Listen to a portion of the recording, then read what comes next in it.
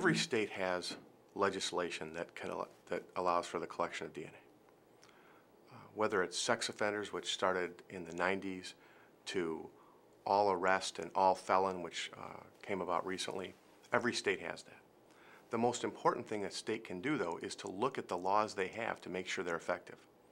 You see, legislation is not the silver bullet. In order for legislation to be effective, it has to be implemented effectively.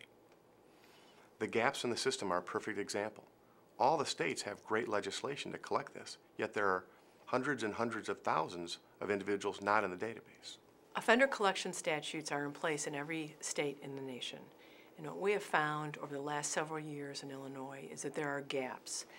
There are gaps both in the collection of DNA from offenders in our state, and that's because there's a piecemeal approach to collecting DNA. There's a number of collecting agencies in every state, whether that be probation, parole, the court system, and there's no overall auditing that gets done to ensure that all offenders that are required to give DNA pursuant to state statute actually have DNA in the system.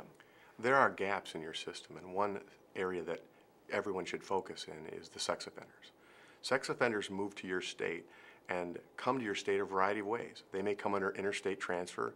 They may just move. They may move from one registry to another, or they may not be on a registry and then be required to be on your registry. The most important thing you can do is identify those people on your registry that don't have DNA in the database. You need to look at your statute and see how your statute allows you to collect that DNA. One example I can provide that may illustrate that is this is a sex offender who moved from one state to Illinois last year. The individual wasn't collected in their home state, came to Illinois where we collected them, and they hit on a cold case rape out of their home state where it was extradited last year.